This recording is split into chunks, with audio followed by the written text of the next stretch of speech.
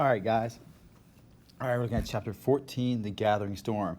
This chapter is focusing and getting us prepared for the Civil War. By the end of this chapter, technically we're at Civil War and Lincoln hasn't even been sworn in yet. But let me not go away because I know you're excited.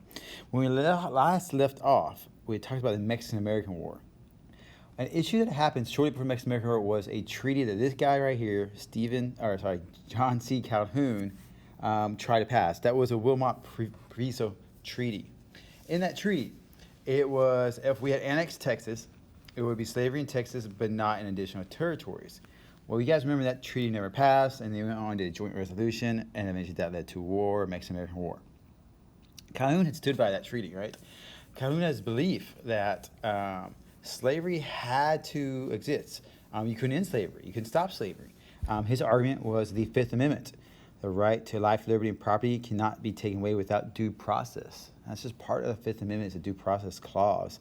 Calhoun's going to quote that quite a bit, and this is going to lead us to another term, and turn of event. Another chapter in the book of our Civil War history here. Essentially, this concept, this idea of popular sovereignty, you've got to understand what that means.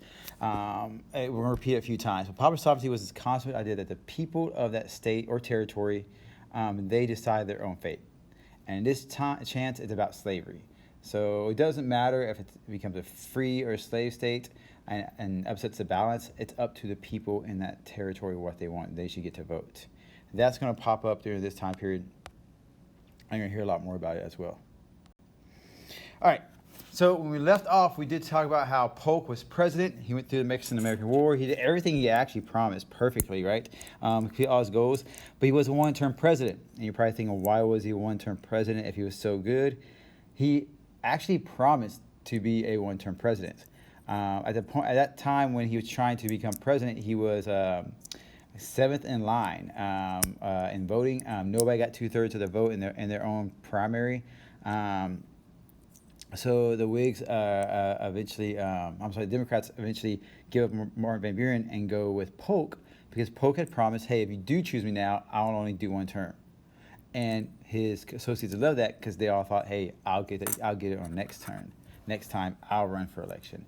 So Polk keeps his word. He runs for one term, and he leaves office, and like 3 weeks later, he actually dies, oddly enough. But nonetheless, Polk leaves, and so we have a vacancy in the White House.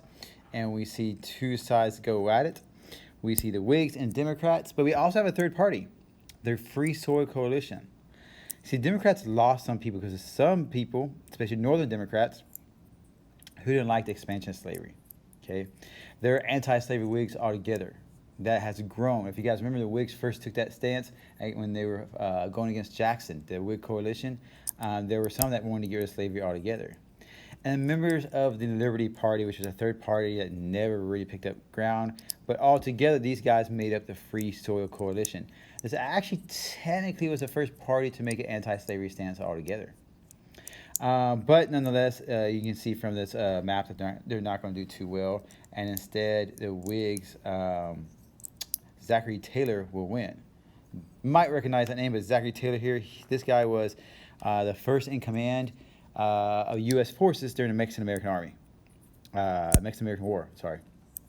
But he'll become so popular from that, he'll actually be able to run for president for Whigs, and he becomes president in 1848. Again, keep in mind, Civil War is 1860, so we're leading up to that. This is a quick political cartoon. I just think it's interesting to see how they used to be at that period of time, a little more complicated, right? But the idea here was that Martin Van Buren would come in and shake things up, right, and kick the other Democrats out. He was the candidate for the Free Soil Party. He was always around. Remember, he's a little magician.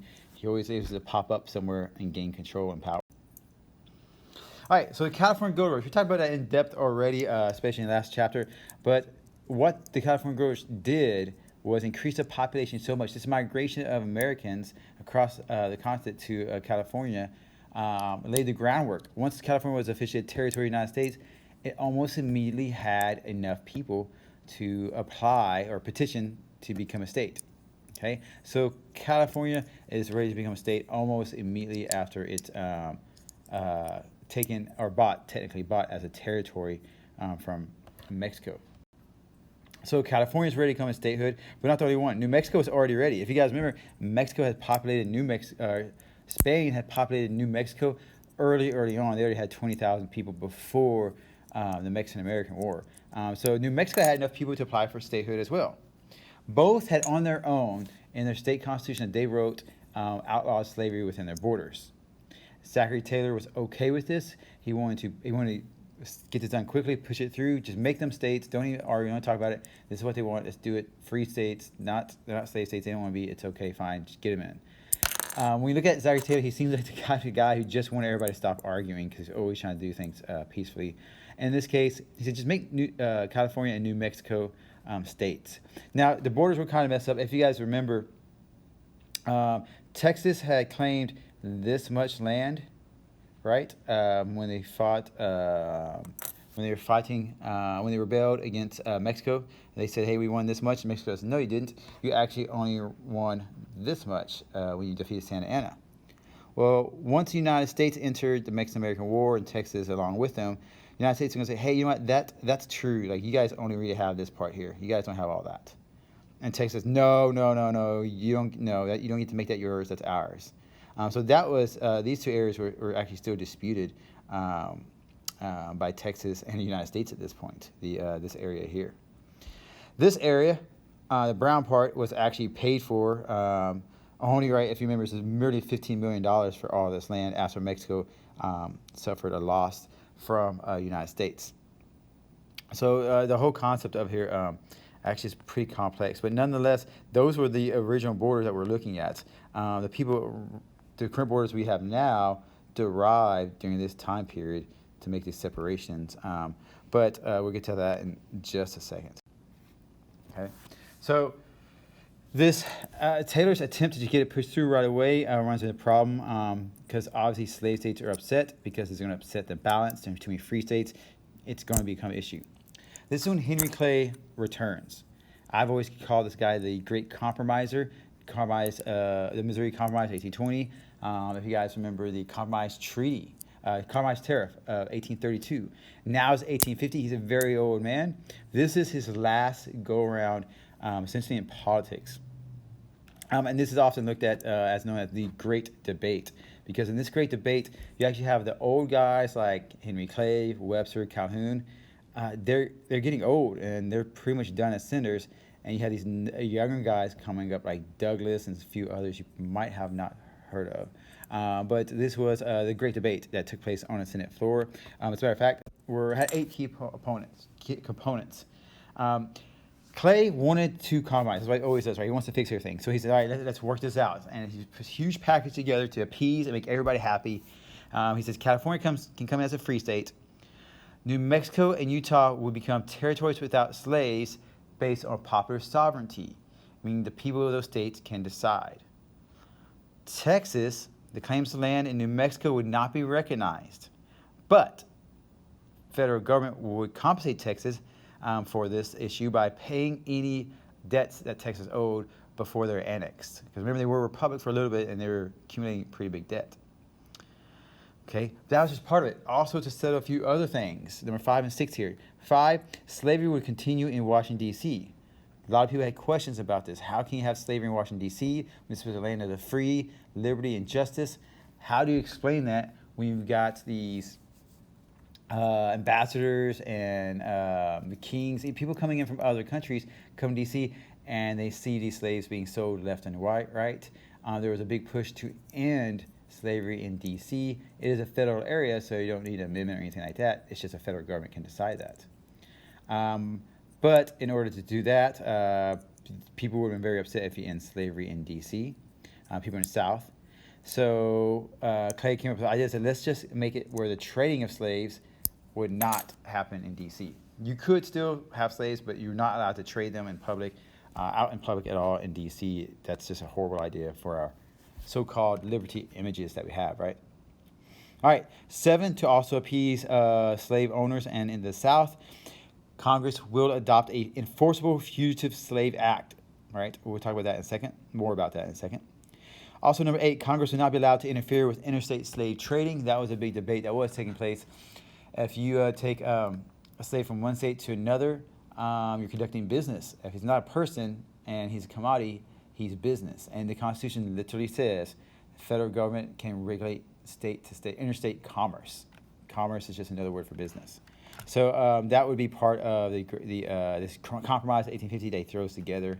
It gets destroyed, torn up on the floor, mainly because the president at the time, Taylor, is not willing to budge on a few things. He's not wanting to expand slavery at all, despite the fact that he was like a gung-ho military type guy, and you would have thought he would be for slavery.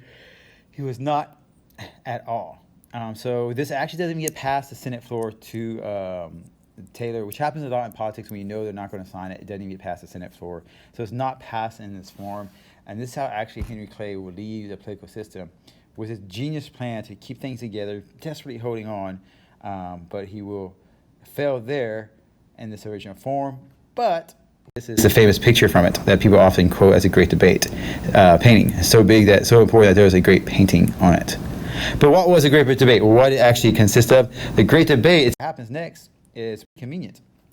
Zachary Taylor dies. The president dies, which is really convenient because the vice president, Millard Fillmore here, is able to take over, and he is more willing to concede on those issues. He's more willing to be more flexible, and eventually these all will get passed, not as one big package, but separately through Congress. It'll get through, and that's pretty common once you have somebody new in charge that is willing to actually do it. People will propose these. Douglas proposes a lot. Stephen Douglas proposes a lot of these, and eventually will get up to Fillmore, and he'll sign them into place. But Zachary Taylor does die. It was at first, it was a 4th of July celebration, and they were laying the cornerstone for the Washington Monument.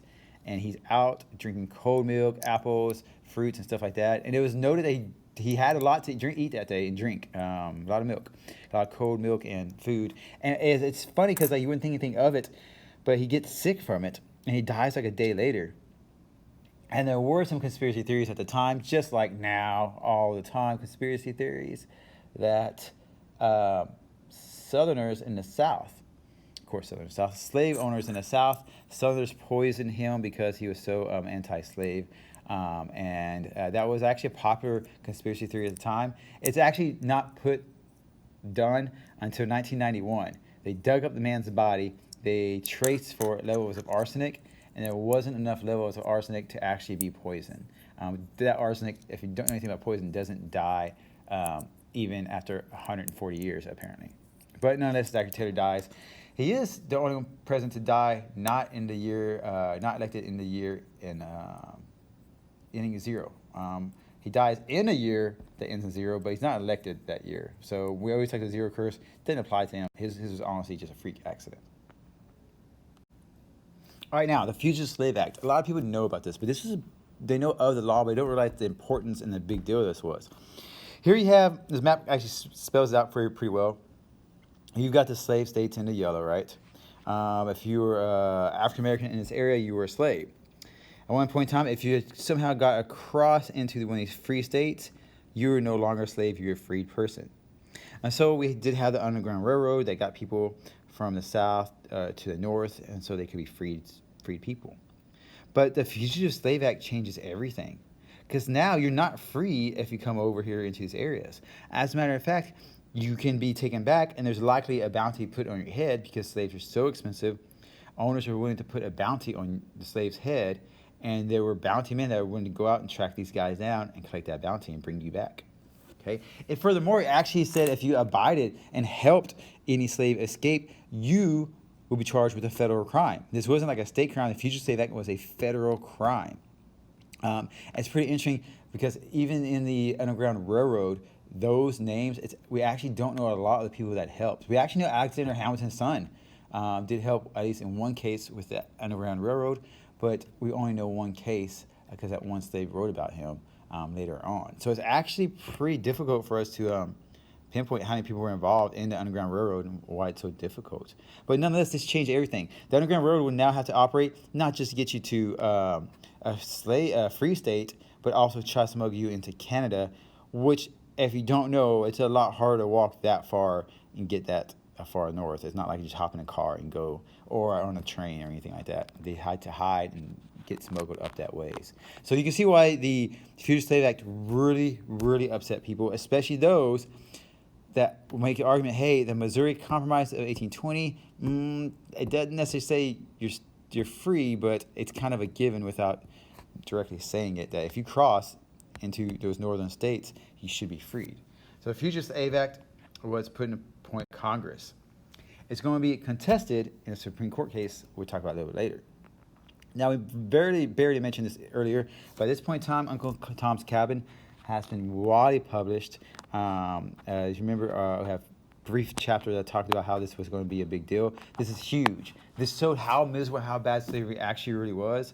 And it opened a lot of people's eyes. Before this, they had this different idea, this different myth that slavery wasn't that bad. And many people believed it was slave owners were like fathers to their slaves, taking care of them. But this just showed the truth, how bad it really was. And it even actually won people over in England when they were anti-slavery. It was so well done. But that's Uncle Tom's Cabin. It's going to spread the hatred of slavery even more. Some people have often argued it helped lead to the Civil War. All right, so Franklin Pierce is going to be elected in 1852. Fillmore took over, but he's not elected. He's not even put up by his own people. As a matter of fact, the Whigs are going to put up Scott. You remember him? He was the second commander in charge of the Mexican-American Army. And Democrats are going to put up Pierce. From the electoral map, you can see that Pierce wins most of these electoral votes pretty much hand down.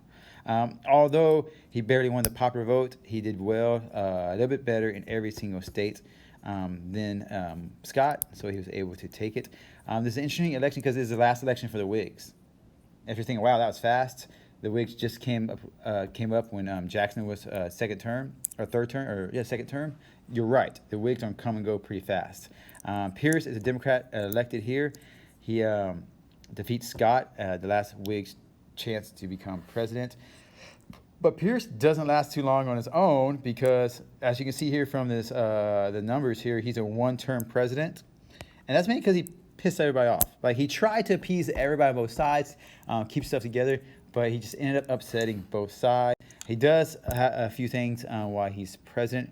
One, he actually does sign the Gadsden Purchase of 1853. That was this area right here, actually at that point in time was part of Mexico. It wasn't part of the agreement of the land taken by Mexico for $15 million.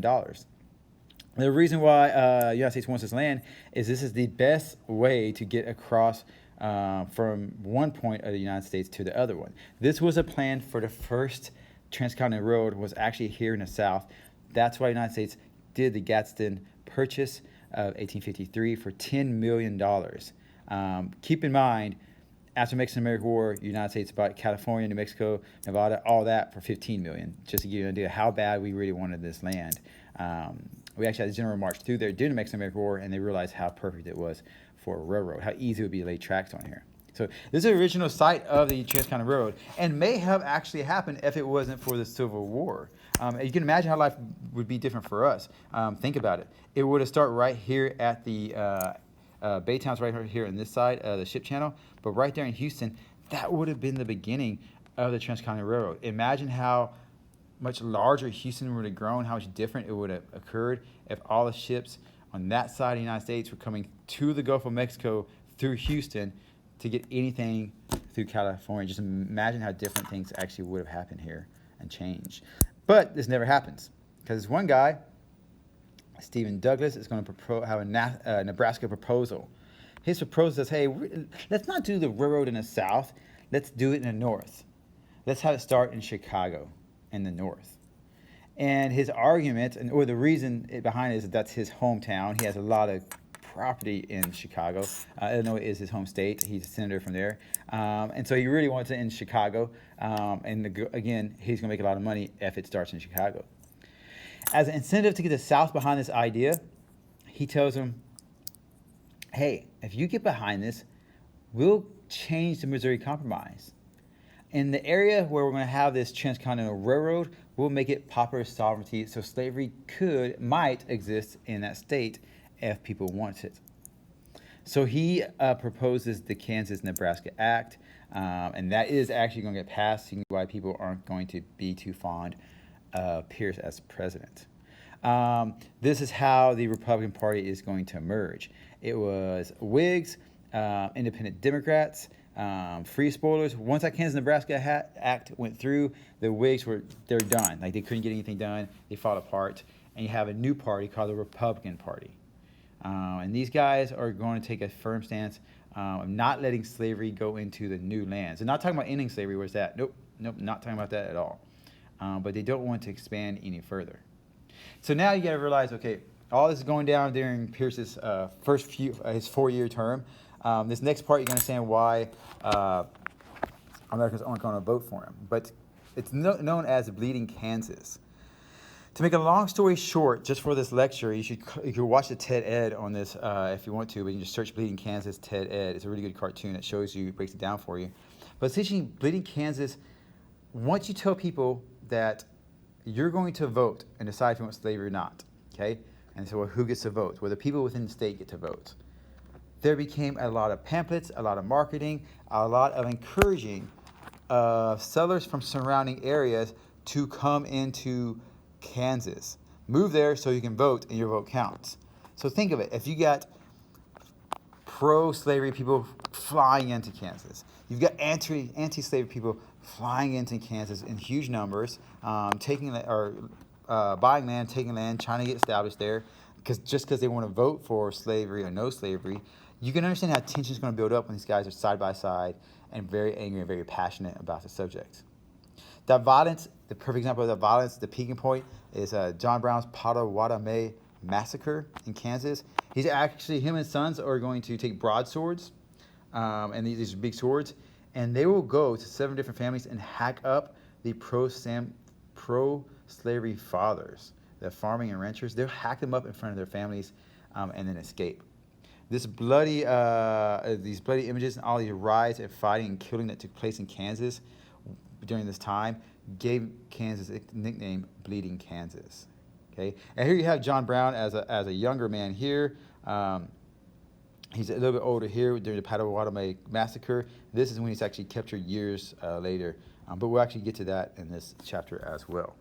But nonetheless, Kansas-Nebraska Act was an end for the Whig Party. It also upset people because it literally voided part of Missouri Compromise, which says if we're going to agree to something, what's the point if you're just going to go back on it altogether?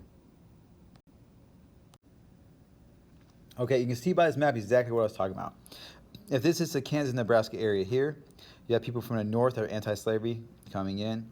You have people from the south coming in here, all moving here in that one confined area, and tensions built up, and you would have that clash of pro-slavery versus anti-slavery, right? You can see it right here on the border from this map. It actually shows it pretty well. How, of course, it makes sense it's going to be on the border, right?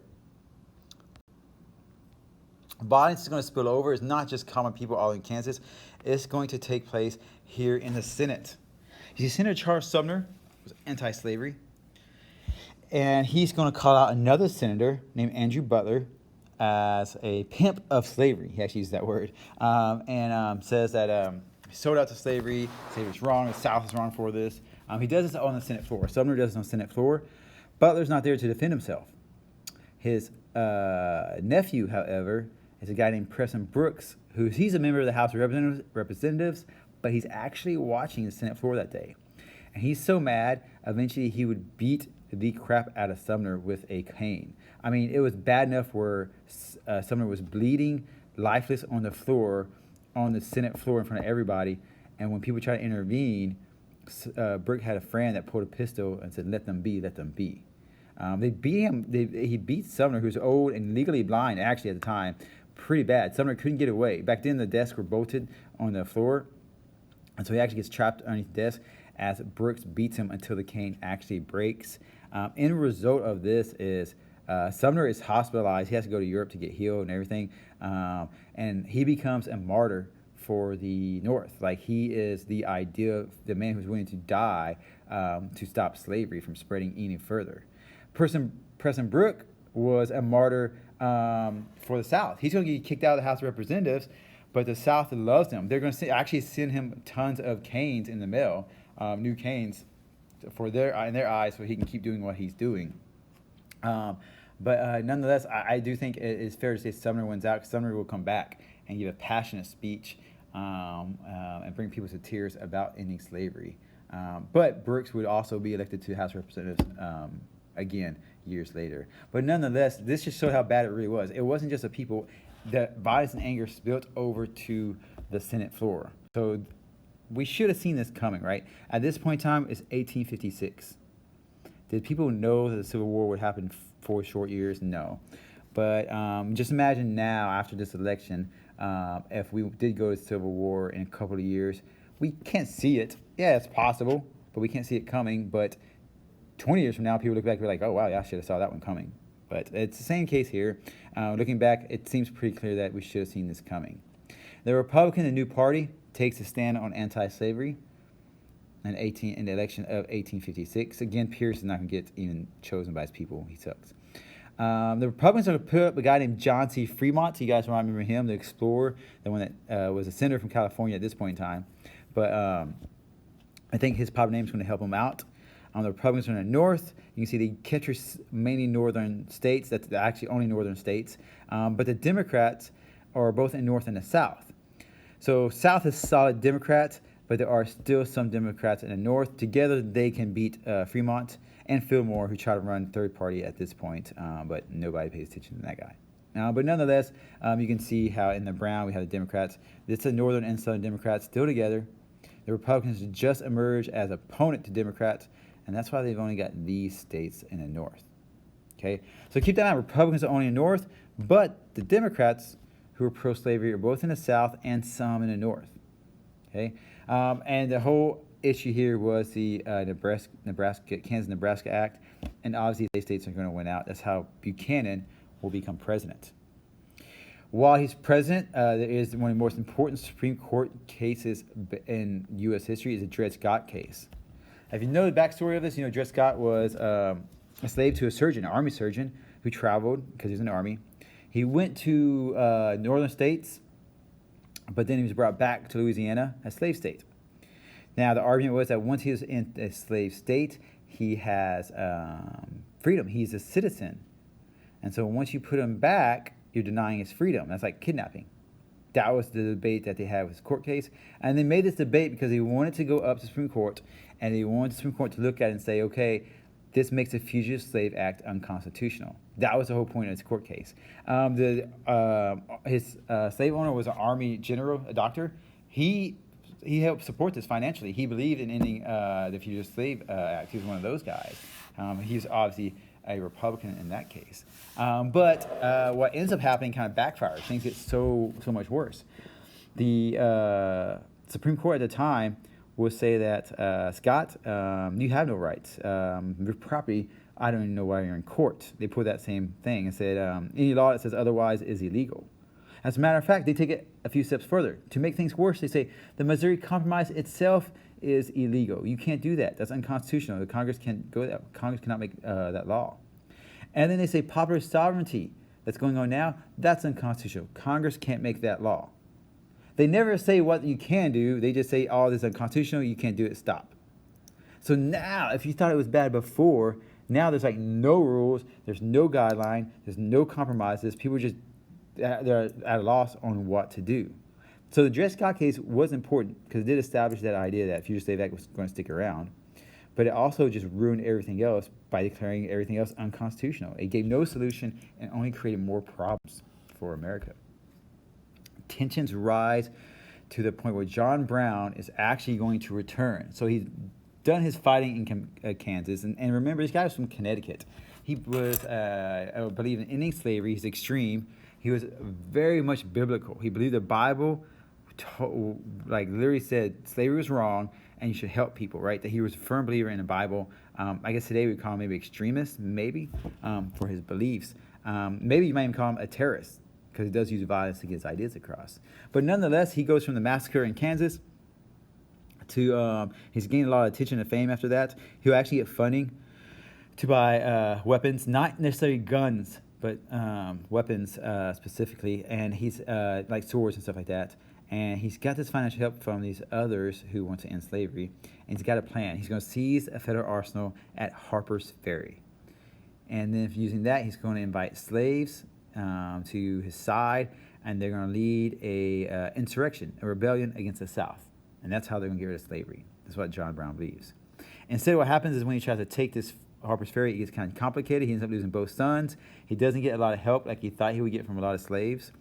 And in the end, he's actually captured by none other than the head of the Virginia Army at the time, a guy by the name of Robert E. Lee. He's found, John Brown was found guilty, and he's hanged on December 2nd, 1859.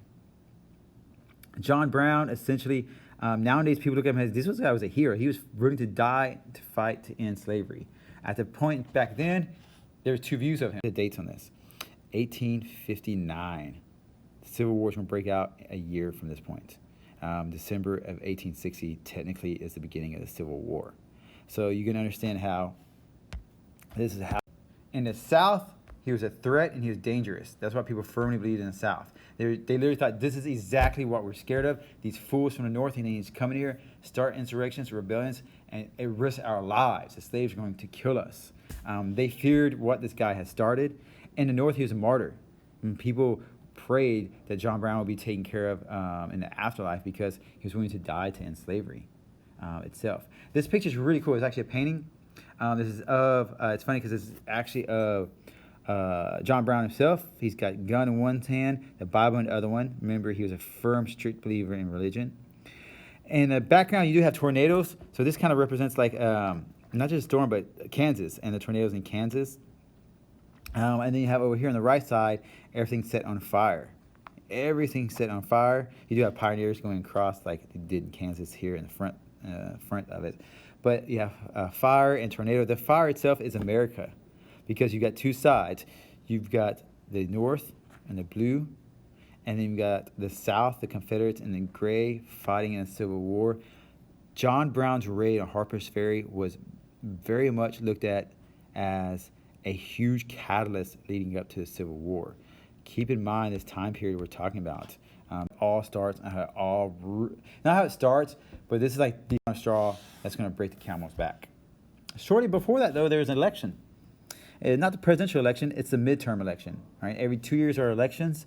Every 2 years you vote for your House of Representative. Every 6 years you do vote for a senator. But sometimes those 6 years falls on the midterm, like here, it did here in 1858. And this young Republican in Illinois named Abraham Lincoln, he is going to take on the famous Stephen Douglas, who is a senator. Stephen Douglas is up for re-election as a senator. Douglas is famous throughout the country. He was one of those guys, he's like Henry Clay. He was very famous in the Senate, hugely well known. But Lincoln's going to take him on in these debates. They travel around Illinois to have these debates, 6 total. They call it stump debates because you're supposed to jump up on a stump and give a debate. That's how they first started years before this. But nonetheless, in these debates, Lincoln made himself pretty famous. He's so well in debates. People wrote about it. They talked about it. He ends up losing the election, not surprisingly. Remember, Douglas is incumbent. He was there first. It's very hard to beat an incumbent. It's very unlikely, especially one as famous as Douglas at the time. But Lincoln did so well in this debate that he gained fame. He was famous. He was known nationwide for this. So 2 years later, when the Republicans have to pick a person to be president, they remember, hey, remember that Lincoln? He wasn't too bad. He was actually really good. And so the Republicans here, they're going to put Lincoln. But now you look, there's 3 other guys. Okay, here's the problem. The Democrats pick Douglas and Democrats pick Breckinridge. And you're thinking, whoa, wait a minute. What do you mean? You can't pick 2? You're right. Northern Democrats, they're going to pick Douglas. Southern Democrats, they're going to choose Breckinridge. And you're thinking, okay, why? What was the big deal? Well, the issue here is actually the Fugitive Slave Code, the Fugitive Slave Acts. Breckinridge in the South supported a federal Fugitive Slave Act. Douglas, although he introduced popular sovereignty, although he wanted to change and allow slavery going, he still opposed any federal slave code in territories. So this was the big thing that divided the Democrats in the North and the South. You do have John Bell, but nobody really cares. He doesn't do that well at all. Nobody pays attention to him. He forms another party, which apparently everybody's trying to do that at the time. But nonetheless, you think about Republicans versus Democrats. But if you split the Democrats, the Southern Democrats vote one way, the Northern Democrats vote one way. They split the vote. Obviously, who is going to win that? It should be pretty obvious that it is, in fact, Abraham Lincoln will become the next president of the United States here. And you can see, even if, especially if you look at the numbers, just look what could have happened if the Democrats got together. Look at the numbers in the popular vote. That would have definitely had an influence on each state, per state, and then they would have actually won quite a few more states. But that's a problem. It's like now this issue of slavery, it's geographical. Because when Democrats control both, had some North and South, there's no line drawn or anything like that. But now you clearly have a difference. Right here is going to be the big difference between North and South. Even though these guys are Northern Democrats, they're not into expanding slavery. These guys in the South want to actually expand slavery. These guys here want to pretty much essentially end slavery, but just not expand it right now. Okay, so it is now at this point you should see why people were really freaking out. In the South, they were told that Lincoln's going to get rid of slavery. Lincoln at the time did not say he was going to get rid of slavery. He did not want to get rid of slavery. He just said we shouldn't let it expand anymore. He wasn't a holy roller or anything like that, and it was like profound. Everybody acts like he freed the slaves. Technically, he didn't even free all the slaves. We'll get more into that in the next chapter. But at this point in time, he just said he wanted to stop slavery from spreading. But just like nowadays, people take words and they twist them. And the South had no choice. In their eyes, had no choice but to leave the Union. The South decides, we're not going to let this guy be our president. He's going to end slavery, so we're going to leave the Union before he can take away slavery from us. Again, this is why we say the Civil War was fought about slavery. All right, several slaves were actually reported as walking off, supposedly, so some owners or masters, slave owners would say that. The first state to secede is actually South Carolina here. I'm going to go back into more into that in a second. And again, several more will join and elect a president of their new country. Let me actually show you the time on here. If you take a look on here, this is what's amazing. The president is elected in November 6th, 1860. Lincoln's elected, right? 0 curse, don't forget. So he's elected in November. Back then, he didn't take office till March. Look at all this that happened before he even got to Washington, D.C. December 2nd, South Carolina, they're going to leave the United States. Okay? The rest of the Deep South, they've all left by February 1st. Not at the same time, but each one of them had a different process. Texas, I'll tell you this is interesting because Sam Houston's governor at the time, and they asked him to call a special session of Congress in Texas so that Texas Congress can vote to leave the United States and then vote to join the Confederacy. Sam Houston pretty much said, screw you guys, I'm not doing that. Sam Houston was very pro-American. He's actually friends with Abraham Lincoln. Abraham Lincoln actually sent Sam Houston a telegraph and said, do you want U.S. troops to help you keep Texas under control? And Houston responds, you do not have enough troops to keep people under control here. It would be too little. So actually, Texas Congress' first act they did was to vote to impeach and get rid of Sam Houston. Then, without him stopping them from convening officially, they agree that they meet and they vote to leave the United States, and then they vote to join the Confederacy, pretty much following the path of all the other states in the South. Nonetheless, this is by February 1st.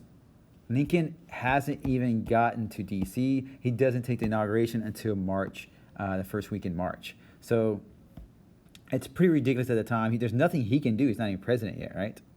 February 4th, they're actually going to meet together, representatives from every state, and they meet and write their Constitution of the Confederate States of America, their own Constitution.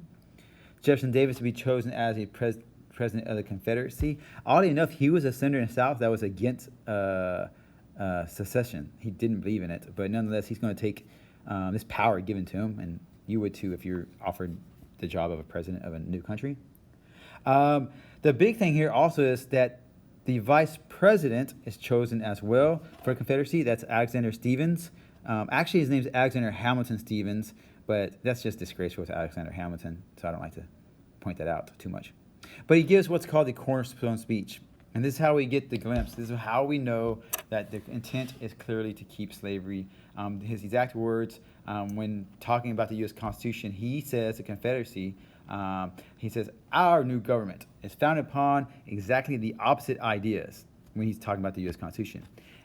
Our new government, right, the Confederacy, its foundations are laid in its cornerstone rests upon the great truth that the Negro is not equal to the white man, that slavery and subordination to the superior race is his natural and normal condition.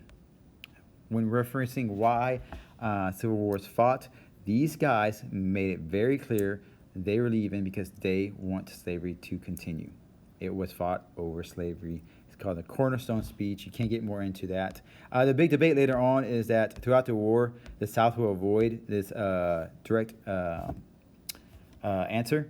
And that's because if it's about slavery, the Europeans don't like that and won't recognize the South as a country. Throughout the war, especially after the Emancipation Proclamation, Davis will say, oh, this isn't about slavery. This isn't about that. He wants England and France to recognize them as a country so that they can help him in his fight against the North. But we'll get to more of that during the Great Civil War and the next chapter. But very clearly it's made that this is why it's being fought. All right, now to summarize all this up, it's actually a pretty short lecture, pretty short chapter. Buchanan's still president when this is going on. So you're probably asking, okay, Mr. Brown, if Lincoln still doesn't come into March 4th, what did Buchanan do? He did nothing at all. This is why he's constantly given the official title as worst president of the United States ever. Ever. I'm going to say it more than anybody else. Any other politician we know alive now, he's the worst ever because he does nothing to stop them from leaving. In his eyes, oh, I'm not elected, I'm not doing it, not a big deal. And so for 4 months, the South gets to leave before Lincoln is like smuggled into D.C., hidden in order so he doesn't get killed. But nonetheless, the Republicans try to meet. 21 states, Republicans get together, and they're considering an amendment. It would have been the 13th Constitutional Amendment to guarantee slavery where it existed. This is what's so ironic and crazy. Republicans were so desperate to keep the South together. They said, no, you don't understand it. We're not ending slavery. We'll actually give you an amendment that said where it's at, it can stay. We just don't want it to spread. And it didn't work for the South. They wouldn't take it. Ironically enough, the 13th Amendment will come after the Civil War that will end slavery. But that's our next chapter, chapter 15.